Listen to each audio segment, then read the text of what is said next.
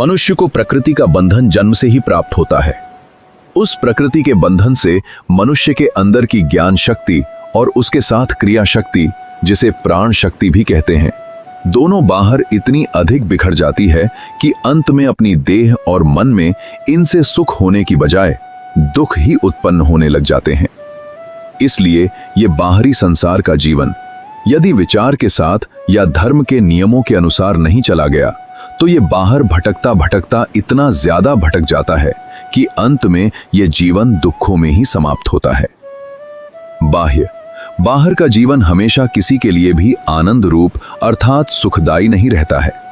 इसलिए बाहर के जीवन में शरीर की आवश्यकताओं और अपने कर्तव्यों को विचार पूर्वक इस ढंग से आप नियम में बांधें कि बाहरी संसार के बंधन इतने पक्के नहीं हो जाएं कि जिस समय आप उनको छोड़ना चाहें तो उस समय भी मन उन्हीं में चिपका रहे, अर्थात बाहरी जीवन रखते हुए ऐसे दृढ़ बंधन नहीं होने दें जिससे वे अंत में त्यागे ही न जा सकें। अपने सिर पर पड़ी जिम्मेवारियों के निर्वाह के लिए तो उचित रीति से संसार में चलना ठीक है, परंतु इसके अतिरिक्त जो मन केवल अपने ही सुख के लिए बाहर भागता है, वह मन धर्म के मार्ग के लिए ठीक नहीं है। वह मन तो उन देवताओं अथवा सृष्टि उत्पन्न करने वाली अंदर की शक्तियों का रचा हुआ है। कोई भी व्यक्ति अपनी इच्छा से इस संसार में उत्पन्न नहीं हुआ है। इस संसार में जीवन उत्पन्न करने वाली अंदर कई शक्तियां हैं, चाहे उनके नाम शास्त्रों में ब्रह्मा, प्रजापति, इंद्र, वरुण, कुबेर आदि प्रसिद्ध हैं। वे बहुत सी शक्तियां हैं। अष्टवसु पृथ्वी, जल, तेज, वायु, आकाश, सूर्य, चंद्र व भाव रूप अपनी आत्मा हैं। ये सारी जितनी भी शक्तियां हैं, उनको जैसे जैसे आप अंदर समझना चाहेंगे तो वे अवश्य ही आपकी समझ में आएंगी, अर्थात कोई भी शक्ति आपकी समझ के बाहर नहीं है। उन सब शक्तियों ने ही जीवन चलाया हुआ है, अर्थात देह की रचना उन्होंने की है। अब देह की रचना जिस तरह की है तो उसी के अनुसार उन्हीं शक्तियों की ही विद्युत तरंगे हैं। काम, क्रोध, लोभ, मोह आदि ऐसी ऐसी तरंगे हैं कि उसी के अनुसार शरीर उसी दिशा में चलता है। यह काम क्रोध से चला हुआ जीवन शीघ्रता से किसी के वश में नहीं आता है, क्योंकि बच्चे को जीवन के बारे में समझना बहुत दिनों के बाद शुरू हुआ है। आपने तो अभी इस जीवन के बारे में पर्याप्त समझ रखा है। बच्चे के अंदर जब सुख होता है उस समय एक प्रकार से उसके चित्त में विकास होने से प्रसन्नता भी होती है, और जब दुख होता है तो रोना आता है, और रोने के साथ साथ अनुपात अर्थात आंसू गिरना भी होता है। तो ये सब कोई जान करके करने वाला नहीं है। इसी प्रकार से अन्न का पाचन होना व देह के अंदर रक्त आदि का संचार होना आदि भी कोई मनुष्य अपने संकल्प, इरादे, इच्छा या शक्ति से नहीं करता है। ये जो अपने अंदर शक्तियां है ये मुख्यतः दो प्रकार की है, एक ज्ञान शक्ति और दूसरी क्रिया शक्ति। जैसा अंदर ज्ञान होगा वैसी ही क्रिया होगी। यदि भय का ज्ञान है तो उसके पीछे पीछे क्रिया भी वैसी ही बहेगी। यदि खुशी का ज्ञान है तो उसके पीछे पीछे अपने ढंग का ही प्राण चलेगा। यदि नाना प्रकार की शंका का ज्ञान हो रहा है तो उसी के ढंग का श्वास चलेगा। राग, द्वेष, मान, मोह आदि का जो भी मन में भाव आएगा उसी ढंग की प्राण की क्रिया होगी। जैसा प्राण है वैसी ही अंगों में क्रिया होगी। जैसी अंगों की क्रिया है वही निश्चय करेगी कि देह के अंदर सुख या दुख होना है। अब आप यदि चिंता में पड़े हुए हैं और वैसे ही अपने जीवन को बनाए रखने के लिए जो विपरीत है उसी का यदि भय भी है तो ऐसी ऐसी अवस्था में आपका मन ठीक कैसे होगा? अर्थात मन ठीक नहीं होगा, श्वास भी सुखपूर्वक नहीं चलेगा या घुट घुट कर चलेगा। आप कभी भी आनंद में नहीं हो सकते। यदि बेफिक्री है, कोई चिंता नहीं है, मन खुला है, खाया पिया हुआ है, उस अवस्था में आपके शरीर में भी शक्ति होती है और मन में भी सुख होता है। जैसा ज्ञान वैसी उसकी प्राण की क्रिया होगी। जैसी क्रिया वैसे ही देह के अंदर सारे अंग अपना अपना काम करते हैं। हृदय धड़कन भी वैसी ही करेगा, फेफड़े भी वैसे ही श्वास खींचेंगे, और भी सब अंग अर्थात गुर्दे, तिल्ली, जिगर आदि सब का काम उसी तरीके से होगा। जैसे मन या ज्ञान है। यदि ज्ञान बाहर संसार में बंधा है तो समझो मन भी बंधा हुआ है। ज्ञान और मन का बंधा हुआ होने से प्राण की शक्ति का संचार या प्रवाह भी बंधा हुआ ही होगा। यदि प्राण बंधा हुआ है तो देह में सुख कहीं भी नहीं होगा, और जब शरीर में सुख नहीं होगा तो मन में भी सुख नहीं होगा। ऋषि मुनियों ने इसी सुख पाने के मार्ग के बारे में विचार किया और अपने जीवन में प्रत्यक्ष देखा कि इस मन को इतना अधिक बंधनों में नहीं डालना चाहिए कि ये अपने जीवन का रास्ता ही बिगाड़ ले और अपनी सुख व शांति ही समाप्त कर बैठे। प्रत्येक मनुष्य अपने सुख के लिए जीता है। यदि सुख नहीं मिलता है तो कई मनुष्य आत्महत्या तक करना चाहते हैं। ये सुख ही एक ऐसा निमित्त है, ऐसी शर्त है जो कि जीवन रचने के लिए मनुष्य अपने अंदर बनाए रखना चाहता है। सुख तब होगा यदि दुख नहीं हो। दुख इन्हीं राग, द्वेष, मान, मोह आदि बंधनों से होता है। यदि ज्ञान बंधा है तो क्रिया शक्ति भी बंधी है। बंधी हुई क्रिया और ज्ञान शक्ति के साथ जो भी परिणाम होगा वह मनुष्य के लिए हितकर या भलाई करने वाला नहीं होगा। इसके लिए ऋषियों ने बताया कि मुक्ति का मन साधो, अर्थात बंधनों से छुटकारा पाने का मन साधो। सुख व दुख के संवेदन महसूस करने से हम बचपन से इस संसार में बंध गए हैं। कोई वस्तु अपने को अच्छी लगती है, कोई बुरी लगती है। यही सुख दुख का अनुभव कीट, पतंग, पशु, पक्षी और मनुष्य सबको समान रीति से होता है। जब सुख दुख का अनुभव सबको होता है तो उसी के पीछे पीछे प्राण भी उसी तरह से चलेगा। जिधर सुख होता है उधर प्राण भी बड़े आराम से चलता है। जैसे विद्युत की एक तरंग होती है, उसी तरह अपने अंदर काम करती हुई यह राग की ही एक तरंग है। जिधर सुख होता है उसी ओर राग विद्युत की तरंग के समान धक्का देकर प्रेरित करता है, अर्थात जिससे सुख होता है उसी के लिए मनुष्य हाथ पांव पटकता है। ये सब कोई भी मनुष्य जानबूझ करके नहीं करता है। यह देव की ही अंदर बैठी हुई शक्ति है जो यह सब कर्म करवाती है। इसी तरह जिससे दुख होता है उससे मन सिकुड़ता है, अर्थात दूर भागता है। उसी दुख से ही मन में द्वेष और क्रोध होता है और उसी दुख का प्रतिरोध करना है। यह सारा जितना जितना कार्य है ये उस दैवी शक्ति का ही है। सारे ही प्राणी इस दैवी शक्ति के अधीन है। चाहे इसके बीच में, इसकी जड़ में रजोगुण का देवता ब्रह्मा परमात्मा रूप से हो और उस ब्रह्मा का पुत्र प्रजापति है जो हमारे सबके शरीरों में अहम भाव, मैं के भाव के रूप में एक एक में अलग अलग से बैठा है।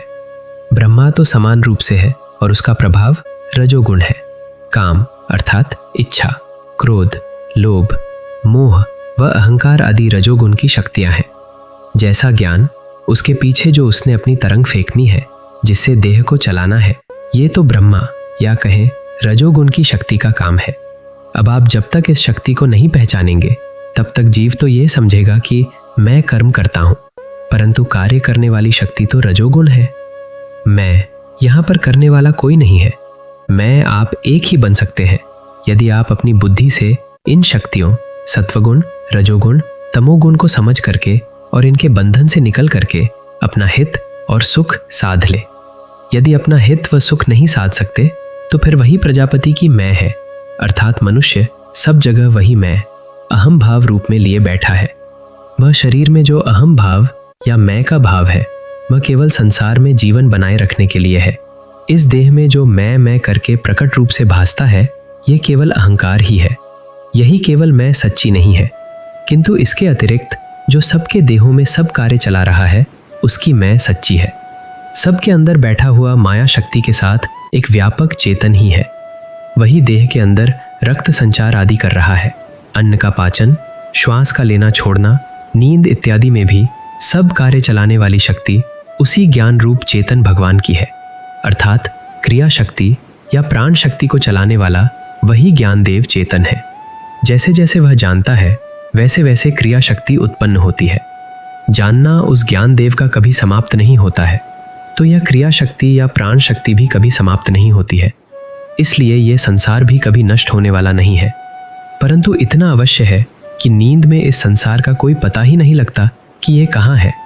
इसी तरह आप अपने ज्ञान प्रवाह को ऐसी अवस्था में जागते जागते भी ले जा सकते हैं जहाँ पर इस संसार का कोई पता ही नहीं लगे और भगवान की परम शांति वहाँ मिलती है। जैसा हम चाहते हैं वो होता नहीं, और जो हो रहा है वो हमारे से विपरीत या उल्टा है, अर्थात हमारी इच्छा के अनुकूल नहीं है। तो इसका तात्पर्य यही है कि आपके जीवन का रास्ता ठीक नहीं है। यदि हम मिथ्या रीति से चलते हैं तो दुख ही दुख हैं, शोक ही शोक हैं। जैसे अधिक खाना खाया तो बीमारी आ गई, हमने किसी से खोटा वचन बोला तो उसको भी क्रोध होने से लड़ाई झगड़ा हो गया, और भी अपने स्वार्थ के लिए कई प्रकार से किसी दूसरे को नुकसान पहुंचाया। तो बताओ आप कैसे शांत जीवन व्यतीत कर सकेंगे? अर्थात ऐसी अवस्था में आपका जीवन भी सुख और शांति वाला नहीं होगा। यदि आपने अपने जीवन में कल्याण साधना है तो अपने अंदर ये ज्ञान जगाएं कि क्या मेरे हित का भलाई का है और क्या मेरे अहित का बुराई का है। अर्थात ये समझें कि मेरे जीवन के लिए अंतिम कल्याण का मार्ग कौन सा है, जो दुख व पतन से भी बचाए। जब ये पता लग गया तो समझो ज्ञान रूप से भगवान कृष्ण जी मन में बैठ गए, और अब इस देह रूपी रथ को वही चलाएंगे। जिस मार्ग में अंत में पहुंचकर अहित होता है, आपको उधर नहीं चलना है, चाहे दिखावट में वहां कितना भी सुख है। अर्थात आपने प्रकृति अर्थात आदतों की शक्ति के रास्ते पर नहीं चलना है, जो ऊपर से या बाहर से सुख दिखलाकर अपने मार्ग में प्रेरित करती है। इस प्रकृति के मार्ग पर चलने में अंत में दुख ही मिलता है। यदि आप थोड़ा विचार करके अपने अंदर ज्ञान उपजा लेते हैं तो ये ज्ञान रूपी भगवान इस शरीर रूपी रथ को चलाएंगे। आप अर्जुन अर्थात कमाई करने वाले बन जाओ। संस्कृत में अर्जुन उसी को कहते हैं जो अर्जन करे। अर्जन का नाम कमाने का और अपने आप को सही रूप से प्रेरित करने का है। अर्थात जब मन उल्टी दिशा में जाए तो उसको सही दिशा में लगाने के लिए रचना करना है। यही धर्म की कमाई होगी। इस प्रकार से यदि अपने आप को सही रूप से प्रेरित करते हुए आप कुछ भलाई की कमाई करते गए तो भगवान भी ज्ञान दे करके ठीक दिशा में इस शरीर रूपी रथ को ले जाएगा। वहां आपकी विजय भी हो जाएगी। दूसरी तरफ यही है जिनको कुरु कुरु कहते हैं, करो करो करो, बस वही करो। अर्थात बचपन से जो आदत पड़ी हुई है, जो कर्म किया है वही करो। तो ये एक कुरु राजा है। इसकी संतान धृतराष्ट्र है, अंधा है। अर्थात जो बचपन से देह का अभिमान मनुष्य के अंदर मैं भाव से बैठता है, उस मैं भाव में अपनी भलाई का कुछ भी ज्ञान नहीं है। इसीलिए ज्ञान विहीन, ज्ञान रहित होने से ये अंधा समझा गया है। इस तरह ये धृतराष्ट्र देह का अभिमानी है, बस अपनी देह को ही मैं समझ रहा है। वे जो देवता अंदर कार्य कर रहे हैं वे उसको दिखाई नहीं देते हैं। इस राष्ट्र रूपी देह को धारण करने वाला अभिमान अंधा ही है। इसी धृतराष्ट्र की संतान दुर्योधन है कि खोटे रास्ते से युद्ध करना, जो होता है होने दो, कोई परवाह की बात नहीं, सब देख लेंगे।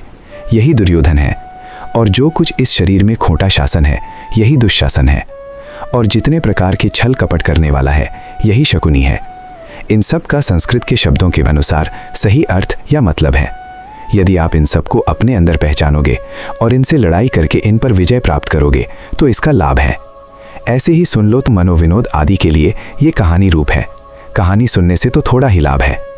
अपनी देह के अंदर पहचानना कि भाई देवों का ये संसार बनाया हुआ है। जिस प्रकार से सामाजिक जीवन होता है उसमें कुछ आदतें पड़ जाती हैं जो मनुष्य को उसी पुरानी दिशा में ले जाती हैं। ये पड़ी हुई आदतें एक शक्ति रूप बन जाती हैं और वे संस्कार रूप से अंदर बैठी हुई सब पहले वाले मिथ्या कर्म करवाती रहती हैं। जैसा कि पहले बताया गया कि कुरु कुरु का अर्थ है कि जो पहले किया है वही पुनः पुनः करो। अर्थात किसी से द्वेष किया है तो द्वेष करो, किसी से राग किया है तो राग करो, लोभ किया है तो लोभ करो। जैसा खाया है वैसा ही खाओ, जैसा बोला है वैसा ही बोलो। परंतु बचपन का ये सब किया हुआ सकल आयु भर एक जैसा हितकर या भला करने वाला कैसे रहेगा? अब आपने इसमें थोड़ी अपने अंदर पंडा उत्पन्न करनी है। पंडा नाम संस्कृत में उस बुद्धि का होता है जो दो प्रकार से मनुष्य के अंदर काम करे। एक तो अपनी गति सोचे, अर्थात किस प्रकार से चलना चाहिए जिससे अंतिम भला हो, अर्थात परम पद की प्राप्ति हो, और एक अपने को खोटी वस्तुओं से बचाए। उसी बुद्धि का नाम पंडा है। उसी से ये पंडित शब्द बनता है। पंडित उसी का नाम है जिसके अंदर यही पंडा अर्थात बुद्धि हो। अर्थात पंडा यही है कि धर्म के मार्ग पर चलने वाली अपनी गाड़ी किस प्रकार से चलनी चाहिए, ये सोचने वाली बुद्धि का नाम पंडा है। पांडु राजा था, उसकी संतान पांडव थे। एक तो बुद्धि ज्ञान रूप से और एक वे करो करो आदतों की शक्ति रूप से, जो कि प्रकृति शक्ति बन गई है। अब इन दोनों हित की बुद्धि और प्रकृति शक्ति का झगड़ा है। पुराने किए गए कर्म संस्कार रूप से बैठे हुए कहते हैं कि इस जीवन में हमारे ढंग से ही चलो, कारण कि उनकी भी आदत रूप में अंदर एक शक्ति बनी हुई है। अब दूसरी ओर बुद्धि रूप ज्ञान कहता है कि मेरे ढंग से कार्य होना चाहिए, मनुष्य जीवन का कल्याण इसी में है। यदि इस बुद्धि के ढंग से आपने अपने जीवन को साध लिया तो समझो ज्ञान रूप भगवान कृष्ण को भी अपने साथ रख लिया, अर्थात आपने ज्ञान जगा लिया। अब जैसा वो भलाई करने वाला ज्ञान कहता है, यदि उसी प्रकार आपने अपनी काया, इंद्रियों व मन को चलाया तो वो ठीक रथ को ले जाएगा। सारे कौरवों पर उसकी विजय होगी।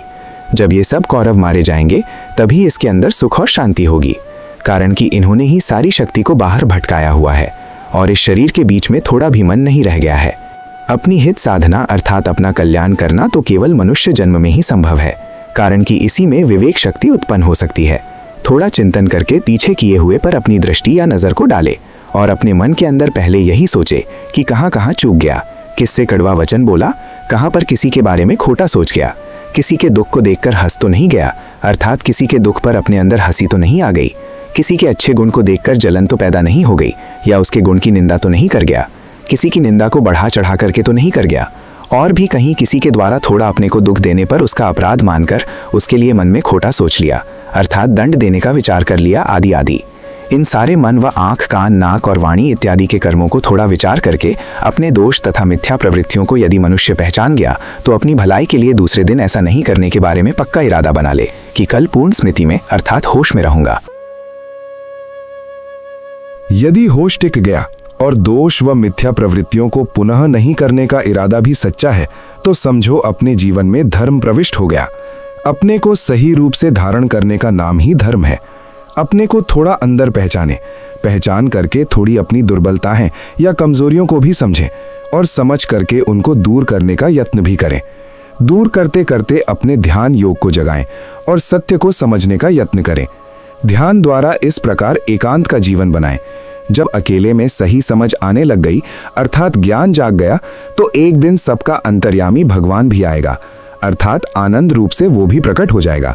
यदि एक बार सब मिथ्या प्रवृत्तियों से निवृत्त होकर दूर होकर के आपने उस परमात्मा के साथ योग कर लिया, मेल कर लिया, तो उसके सुख में मन कभी भी तंगी नहीं मानेगा और उससे बिछुड़ना भी नहीं चाहेगा।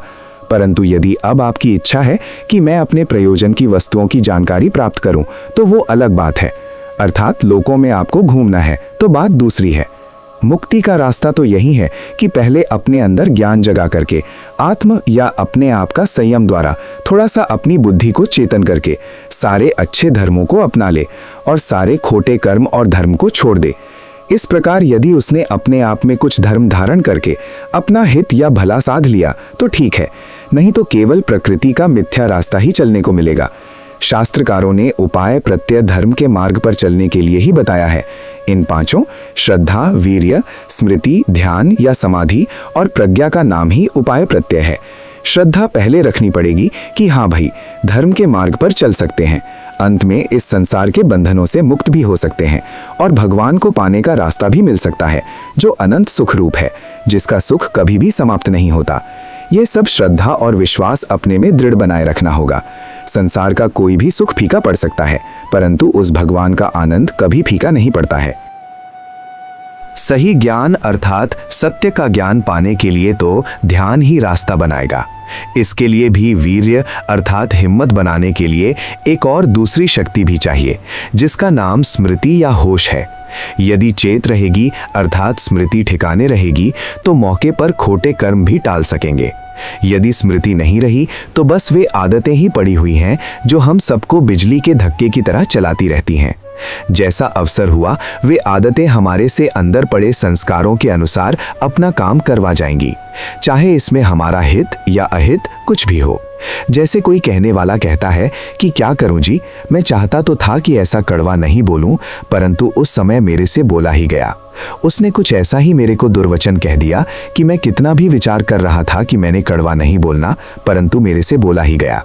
अब प्रश्न उठता है कि वो कौन उसके अंदर कड़वा बुलवाने वाला था और उससे ये चूक कैसे हो गई।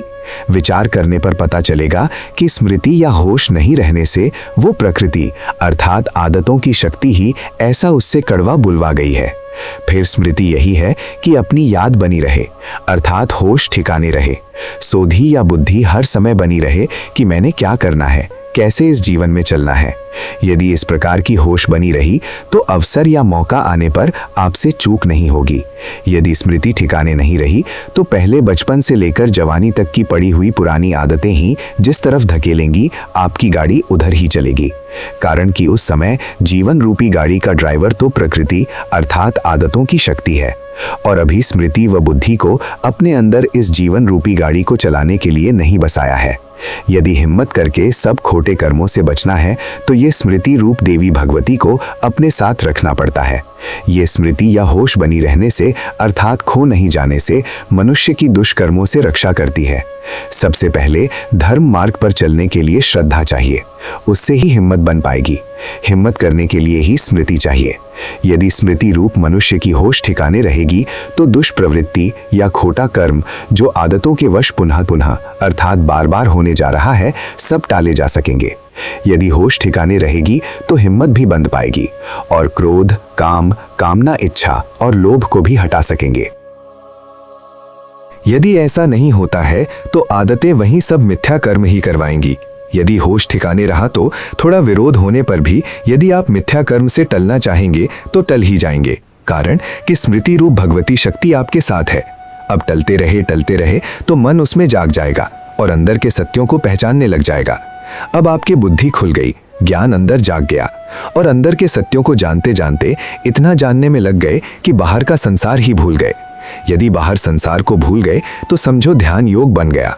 फिर उस भगवान का आनंद अपने अंदर ही मिलेगा, कारण कि वो प्राण शक्ति ज्ञान के साथ अपने अंदर उस बाहर के संसार को भूल जाने पर अपने अंदर एकत्रित अर्थात इकट्ठी हो जाएगी। ऐसी आनंद की अवस्था में अपने आप अंदर से प्रेरणा होने लगेगी कि व्यर्थ बाहर की बातों को सुनना व दृश्य या नज़ारे देखना भी क्यों है। अर्थात मन को अंदर इस प्रकार की प्रेरणा होगी कि मनोविनोद मात्र या मन बहलाने के लिए क्यों व्यर्थ में बाहर आंख और कान को भटकाना है। इससे अच्छा यही है कि अपने अंदर ही ध्यान का सुख पाऊं। परंतु वो पहले शंका व भय वाला मन बाहर की बातें सुनता था। अब बाहर की सुनने, देखने व व्यर्थ सूंघने चखने की भी कोई जरूरत नहीं है। जब बाहर किसी वस्तु की आवश्यकता ही नहीं रही तो इंद्रियों को भी किस लिए बाहर की तरफ पटकना है। जब इंद्रियों द्वारा बाहर की वस्तुएं जानने आती थीं तो उन्हीं के बारे में मन भी सोचों में रहता था। जब इंद्रियों के ज्ञान रोक लिए गए तो मन भी उनके बारे में क्यों सोचेगा। तो समझो इस अवस्था में मन मुक्त हो गया, तब उसको अनंत परमेश्वर का ही घर मिलेगा। परंतु जो मनुष्य ऊपर कहा हुआ साधन करेगा उसी के लिए परमेश्वर का घर है।